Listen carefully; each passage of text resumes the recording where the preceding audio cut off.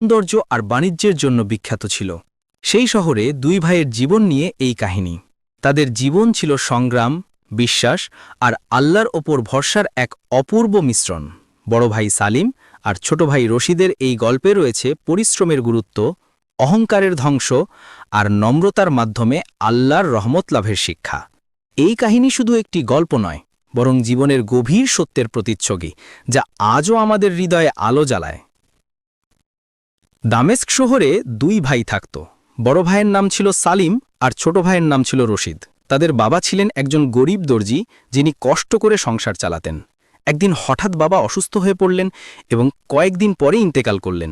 দুই ভাই এতিম হয়ে গেল। বাবার মৃত্যুর পর সংসারে অনেক কষ্ট নেমে এলো। সালিমের বয়স ছিল মাত্র ১৬ বছর আর রশিদের ১৪ বছর। ঘরে খাবারের কিছুই ছিল না।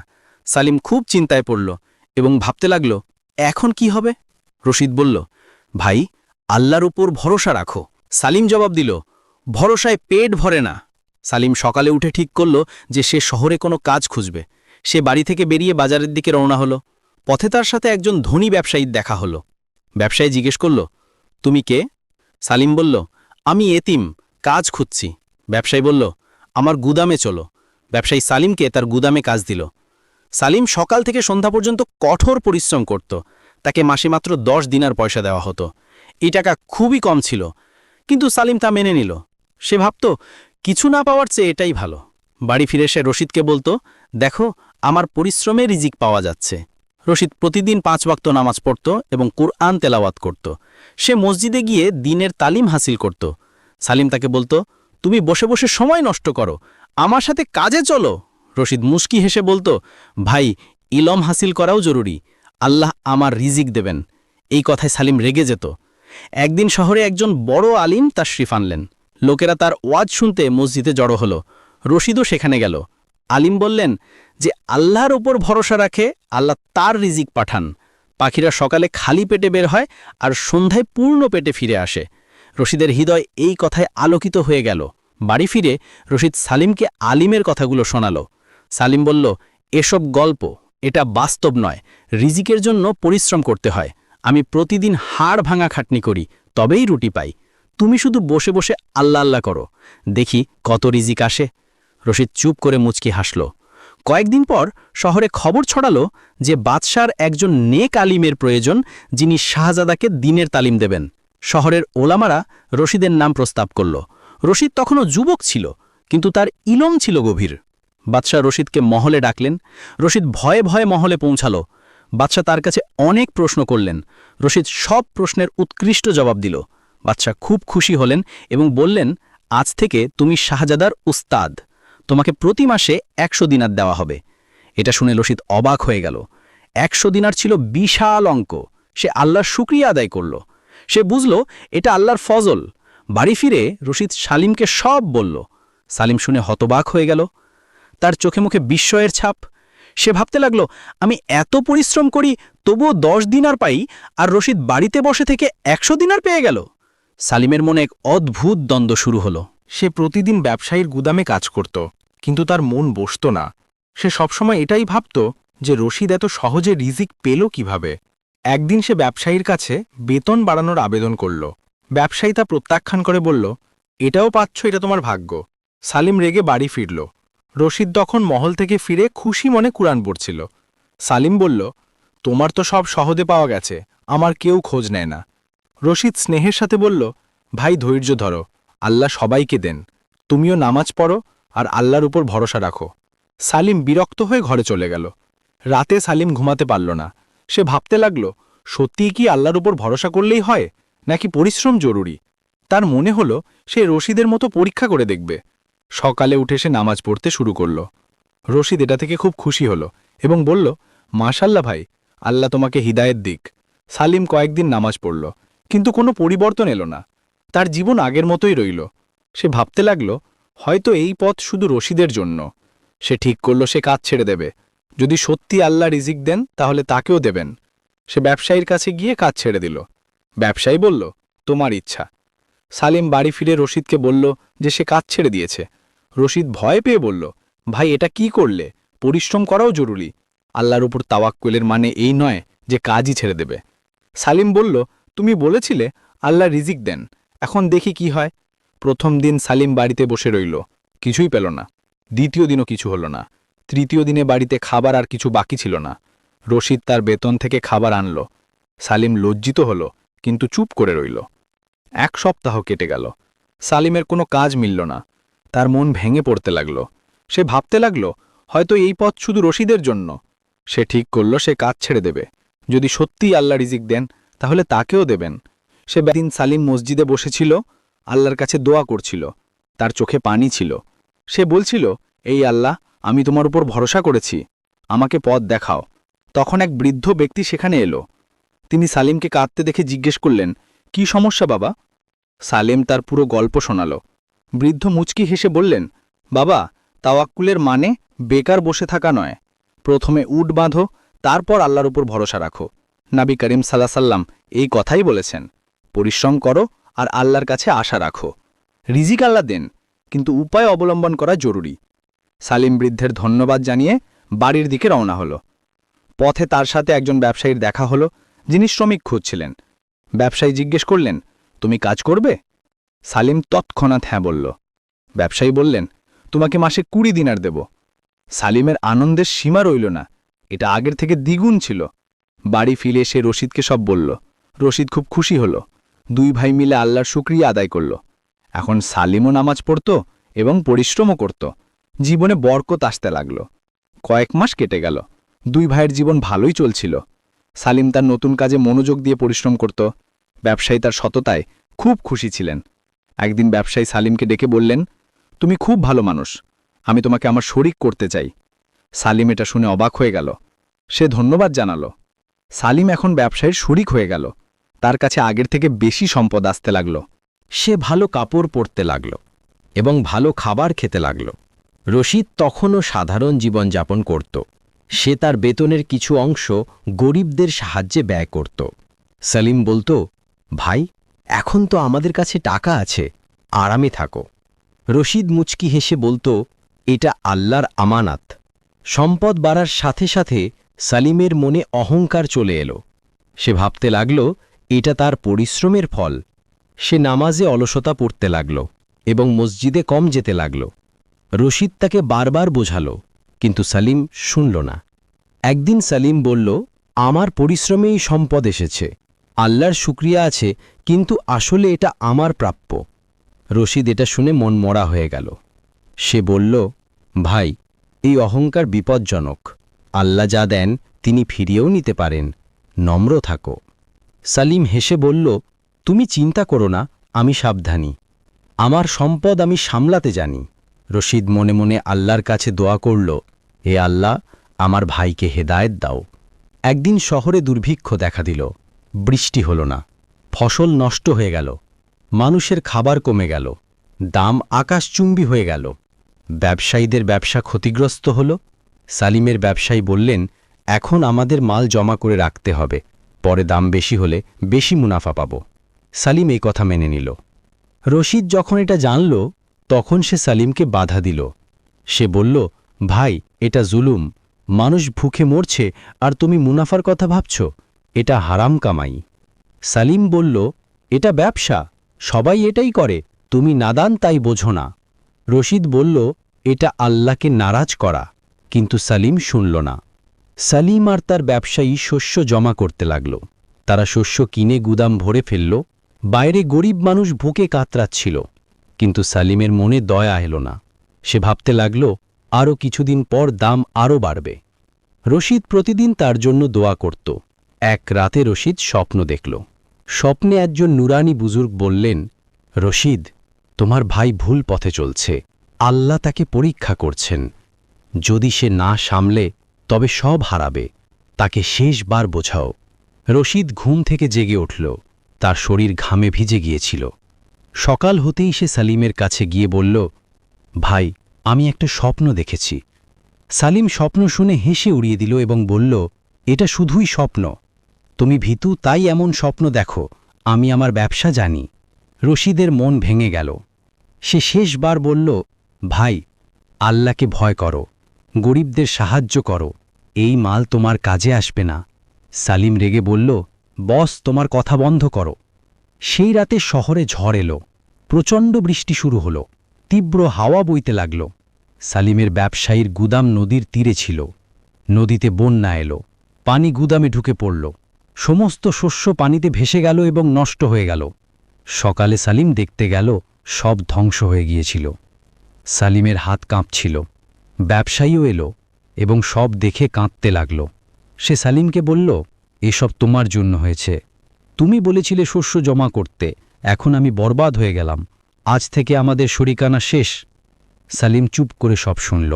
সালিম ভারী পায়ে বাড়ির দিকে চলল। তার চোখে পানি ছিল। সে ভাবছিল রশিদ কতবার বাধা দিয়েছিল, স্বপ্নেও সাবধান করেছিল, কিন্তু আমি অহংকারে কারো কথা শুনিনি। এখন আল্লাহ আমাকে শাস্তি দিয়েছেন। বাড়ি পৌঁছে সে রশিদের সামনে বসল, মাথা নিচু করে কাঁদতে লাগল। রশিদ স্নেহের সাথে সালিমের কাঁধে হাত রেখে বলল, ভাই, কাঁদলে কিছু হবে না। আল্লাহর কাছে তওবা করো এবং নতুন করে শুরু করো। আল্লাহ খুব ক্ষমাশীল। সালিম বলল, আমি খুব বড় গুনাহ করেছি। মানুষ ভুকে ছিল আর আমি তাদের সুযোগ নিতে চেয়েছিলাম। আল্লাহ আমাকে কিভাবে মাফ করবেন? রশিদ বলল, আল্লাহর রহমত খুব বড়। তুমি সত্যি মনে তওবা করো, আল্লাহ অবশ্যই মাফ করবেন। তারপর নতুন করে পরিশ্রম শুরু করো, আল্লাহ আবার রিজিক দেবেন। সালিম অজু করে 2 রাকাত নামাজ পড়ল। সিজদায় পড়ে আল্লাহর কাছে মাপ চাইল। বলল, এ আল্লাহ, আমি গুনাহগার, আমাকে মাফ করে দাও। তার মন হালকা হয়ে গেল। পরের দিন সালিম কাজ খুঁজতে শুরু করল, কিন্তু কোনো কাজ পেল না। শহরে দুর্ভিক্ষের কারণে ব্যবসা বন্ধ ছিল। মানুষ নিজেরাই বিপদে ছিল। কয়েকদিন কেটে গেল, কোনো কাজ মিলল না। সালিম চিন্তিত হয়ে পড়ল। রশিদ তার বেতন থেকে দুজনের খরচ চালাত। সালিম লজ্জিত ছিল, কিন্তু আল্লাহর উপর ভরসা রাখত। একদিন সালিম মসজিদের বাইরে বসেছিল। একজন বৃদ্ধা মহিলা সেখান দিয়ে যাচ্ছিলেন। তার হাতে ভারী বোঝা ছিল। হাঁটতে হাঁটতে তিনি পড়ে গেলেন। সালিম তৎক্ষণাৎ উঠে তাকে সামলাল। সে বোঝা তুলে নিয়ে বলল, আম্মা, কোথায় যাবেন? বৃদ্ধা বললেন, বাবা, আমাকে আমার বাড়ি পর্যন্ত পৌঁছে দাও। সালিম বোঝা তুলে তাকে বাড়ি পৌঁছে দিল। বৃদ্ধা সালিমকে দোয়া দিয়ে বললেন, আল্লাহ তোমাকে সুখী রাখুন। সালিম ফেরার পথে একজন লোকের সাথে দেখা হল। তিনি বললেন, আমি তোমাকে দেখছিলাম। তুমি ওই বৃদ্ধাকে খুব মমতার সাথে সাহায্য করেছ। আমি একটি কাফেলার সর্দার। আমার একজন আমানতদার লোক দরকার। তুমি কি আমার সাথে কাজ করবে? সালিম খুশি হয়ে হ্যাঁ বলল। কাফেলার সর্দার বললেন, আমরা পরের সপ্তাহে সফরে যাব। তোমাকে মালের হেফাজত করতে হবে। বেতন মাসে 50 দিনার। সালিম অবাক হয়ে গেল। এত বেতন সে কখনো পায়নি। সে আল্লাহর শুকরিয়া আদায় করল। সে বুঝল, নেক কাজের প্রতিদান আল্লাহ তৎক্ষণাৎ দেন। বাড়ি ফিরে সালিম রশিদকে সুখবর শোনাল। রশিদ খুব খুশি হল এবং বলল, দেখলে ভাই, আল্লাহ আবার দিয়েছেন। আল্লাহ কখনো তার বান্দাদের নিরাশ করেন না। যে তওবা করে, আল্লাহ তাকে নতুন সুযোগ দেন। সালিম বলল, তুমি আমাকে সাহায্য করেছ, তাই আজ এই দিন দেখলাম। তুমি আমাকে আল্লাহর পথে ফিরিয়েছ। 2 ভাই মিলে শুকরানার নামাজ পড়ল। সালিম এখন পুরোপুরি বদলে গিয়েছিল। সে ঠিক করল, যা কামাবে তার থেকে গরিবদেরও দেবে। পরের সপ্তাহে কাফেলা রওনা হল। সালিম তার ভাই রশিদকে বিদায় জানাল। রশিদ দোয়া করল, আল্লাহ সফরে তোমার হেফাজত করুন। কাফেলায় 20টি উট ছিল, যেগুলোতে দামি মাল লাদা ছিল। সালিমের দায়িত্ব ছিল মালের হেফাজত। সর্দার বললেন, পথে ডাকাতও থাকতে পারে, সাবধান থেকো। সালিম মাথা নিচু করে সম্মতি জানাল। সফরটা ছিল কয়েকদিনের। পথে ছিল মরুভূমি আর পাহাড়। সালিম রাতে জেগে মালের নজরদারি করত। দিনে কাফেলা চলত। সে সময় মতো নামাজ পড়ত এবং কুরআনের আয়াত পড়ত। অন্য সঙ্গীরা তার নেক অভ্যাস দেখে অবাক হতো। একজন বলল, সালিম, তুমি খুব নেক মানুষ মনে হও। সালিম মুচকি হেসে চুপ রইল। চতুর্থ দিনে কাফেলা একটি নির্জন জায়গা দিয়ে যাচ্ছিল। হঠাৎ পাহাড় থেকে ডাকাতরা হামলা করল। তারা চিৎকার করে বলছিল, মাল ফেলে দাও। কাফেলা লোকেরা ভয় পেয়ে গেল। সর্দার বললেন, এখান থেকে পালাও। কিন্তু সালিম হিম্মত হারাল না। সে বলল, আমরা আমানতের হেফাজত করব। আল্লাহ আমাদের সাহায্য করবেন। সালিম উচ্চস্বরে আল্লাহর নাম নিল। বাকি সঙ্গীরাও হিম্মত পেয়ে গেল। তারা লাঠি তুলে নিয়ে ডাকাতদের মোকাবিলা করল। সালিম খুব সাহসিকতার সাথে লড়ল। ডাকাতরা বুঝল এটা সহজ শিকার নয়। কিছুক্ষণ পর ডাকাতরা পালিয়ে গেল। কাফেলার লোকেরা আনন্দে চিৎকার করল। সর্দার সালিমকে জড়িয়ে ধরে বললেন, তোমার সাহস আজ সবাইকে বাঁচিয়েছে। তুমি না থাকলে আমরা ধ্বংস হয়ে যেতাম। আমি তোমার উপর খুব খুশি। সালিম বলল, এটা সব আল্লাহর ফজল। আমি শুধু আমার দায়িত্ব পালন করেছি। আমানতের হেফাজত প্রত্যেক মুসলমানের ফরজ। সর্দার মনে মনে ভাবলেন, এটা সত্যিই একজন প্রকৃত মুমিন। কাফেলা তাদের গন্তব্যের কাছে পৌঁছে গেল।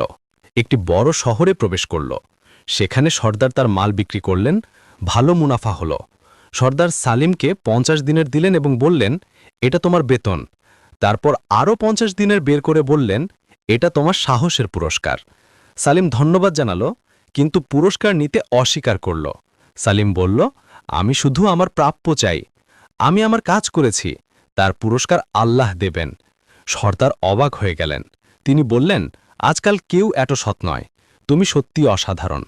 ঠিক আছে, যদি না নাও তবে কোনো কথা নেই, কিন্তু এখন থেকে তুমি আমার নির্দিষ্ট সঙ্গী। প্রতি সফরে তোমাকে নিয়ে যাব। সালিম তা কবুল করল এবং ফিরতি সফর শুরু হলো। পথে সালিম ভাবতে লাগল, জীবন কত বদলে গেছে। আগে ছিল অহংকার, এখন নম্রতা। আগে ছিল লোভ, এখন তৃপ্তি। এটা সব আল্লাহর মেহেরবানি আর রশিদের দুয়ার ফল। 1 সপ্তাহ পর সে তার শহরে ফিরল। রশিদ তাকে দেখে খুব খুশি হল। সালিম রশিদকে পুরো ঘটনা শোনাল। রশিদ আল্লাহর শুকরিয়া আদায় করল। সালিম 100 দিনার থেকে 50 দিনের বের করে বলল, এটা গরিবদের মাঝে বিতরণ করো। এটা আল্লাহর হক। রশিদের চোখে আনন্দের অশ্রু চলে এলো। সে বলল, ভাই, তুমি সত্যিই বদলে গেছ। আল্লাহ তোমাকে হেদায়েত দিয়েছেন। সালিম বলল, এটা তোমার দোয়ার ফল। 2 ভাই মিলে গরিবদের মাঝে টাকা বিতরণ করল। ভুখাদের খাবার খাওয়ালো এবং অভাবীদের সাহায্য করল। মানুষ দোয়া দিতে লাগল। সালিমের মনে অপার শান্তি এলো। সে অনুভব করল, দেওয়ার মধ্যে যে আনন্দ তা নেওয়ার মধ্যে নেই। আল্লাহর পথে খরচ করা সবচেয়ে বড় সুখ। রাতে 2 ভাই মিলে শুকরানার নামাজ পড়ল। জীবনে বরকতের পর বরকত আসতে লাগল। কয়েক বছর কেটে গেল। সালিম এখন একজন সফল ব্যবসায়ী হয়ে গিয়েছিল, কিন্তু তার মনে ছিল নম্রতা আর আল্লাহর ভয়। রশিদ এখন শহরের বিখ্যাত আলিম ছিলেন। বাদশাও তার সম্মান করতেন। 2 ভাই মিলে মানুষের খেদমত করত। একদিন শহরে একজন বৃদ্ধ ফকির এলো, যিনি খুব অসুস্থ মনে হচ্ছিলেন। সালিম তাকে দেখে তৎক্ষণাৎ চিনে ফেলল। এই সেই বৃদ্ধ যিনি বছরের পর বছর আগে মসজিদে দেখা করেছিলেন, যিনি সালিমকে তাওয়াক্কুলের সঠিক অর্থ বুঝিয়েছিলেন। সালিম দৌড়ে গিয়ে তার কাছে গিয়ে বলল, বাবা, আপনাকে মনে আছে? আমি সেই যুবক। বৃদ্ধ মুচকি হেসে বললেন, হ্যাঁ বাবা, মনে আছে। আল্লাহ তোমাকে বদলে দিয়েছেন। সালিম বৃদ্ধকে বাড়িতে নিয়ে গিয়ে তার চিকিৎসা করালো। বৃদ্ধ কয়েকদিনের মধ্যে সুস্থ হয়ে গেলেন। তিনি সালিমকে বললেন, বাবা, আমি তোমাকে একটা রহস্য বলি। যেদিন তুমি মসজিদে কাঁদতে কাঁদতে দেখা করেছিলে, সেদিন আমি তোমার জন্য অনেক দোয়া করেছিলাম। আমি আল্লাহর কাছে বলেছিলাম, এই বান্দাকে হিদায়াত দাও। তারপর আমি তোমাকে শিক্ষা দিয়েছিলাম। আল্লাহ আমার দোয়া কবুল করেছেন, আর আজ তুমি সফল। সালিমের চোখে পানি চলে এলো। সে বলল, বাবা, আপনি আমাকে জীবন দিয়েছেন। আপনার দোয়া আমাকে বদলে দিয়েছে। বৃদ্ধ বললেন, বাবা, এটা আল্লাহর করম। আমি তো শুধু একটা মাধ্যম ছিলাম। আসলে তোমার ভাই রশিদের দোয়াগুলো কাজ করেছে। সে প্রতিদিন তোমার জন্য কাঁদতে কাঁদতে দোয়া করত। আল্লাহ তার কথা শুনেছেন। সালিম রশিদকে ডেকে সব বলল। রশিদ লজ্জিত হয়ে বলল, এটা তো ভাইয়ের হক ছিল। বৃদ্ধ বললেন, কিন্তু এখন আমি তোমাদের একটা গুরুত্বপূর্ণ কথা বলি। 3 জন গম্ভীর হয়ে শুনতে লাগল। বৃদ্ধ বললেন, সেই বৃদ্ধা মহিলার কথা মনে আছে, যার বোঝা সালিম তুলেছিল? সালিম বলল, হ্যাঁ, মনে আছে। বৃদ্ধ বললেন, তিনি ছিলেন কাফেলার সর্দারের মা। সেদিন তিনি তার ছেলেকে একজন আমানতদার লোক খুঁজতে পাঠাতে যাচ্ছিলেন।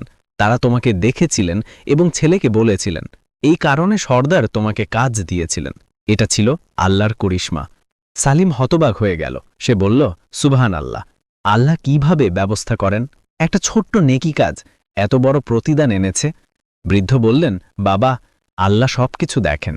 যে নেকি করে আল্লাহ তাকে অবশ্যই প্রতিদান দেন। হয়তো তৎক্ষণাৎ নয়, কিন্তু সময় এলে অবশ্যই। রিজিকও আল্লাহই দেন, কিন্তু উপায় অবলম্বন করতে হয়।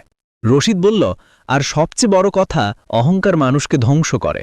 নম্রতা, শুকরিয়া আর গরিবদের সাহায্যে জীবনে বরকত আসে। সালিম বলল, আমি এসব কঠিন পথে শিখেছি। প্রথমে সব হারিয়েছি, তারপর আল্লাহ সব ফিরিয়ে দিয়েছেন।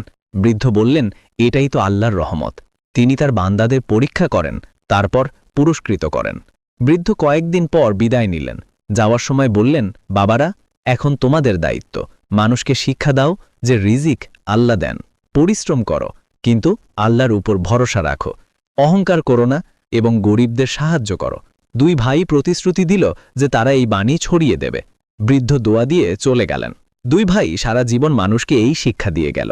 সালিম ব্যবসা করত আর রশিদ ইলম শেখাত। দুজনেই গরিবদের সাহায্য করত এবং আল্লাহর শুকরিয়া আদায় করত। তাদের জীবন থেকে মানুষ শিখল যে রিজিক আল্লাহ দেন, পরিশ্রম উপায়, অহংকার ধ্বংস আর নম্রতা সাফল্যের চাবিকাঠি।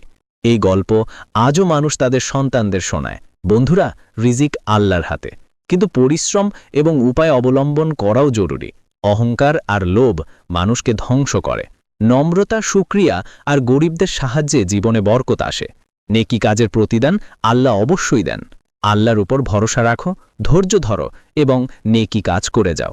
বন্ধুরা, আশা করি এই গল্পটি তোমাদের ভালো লেগেছে। যদি গল্পটি পছন্দ হয়ে থাকে তাহলে একটা লাইক করো এবং কমেন্টে জানাও গল্পটি কেমন লাগলো। এমনই মন ছুঁয়ে যাওয়া গল্প শুনতে থাকতে চাইলে চ্যানেলটি সাবস্ক্রাইব করো। আল্লাহ আমাদের সবাইকে হিদায়াত দিন এবং হালাল রিজিক দান করুন। আমিন।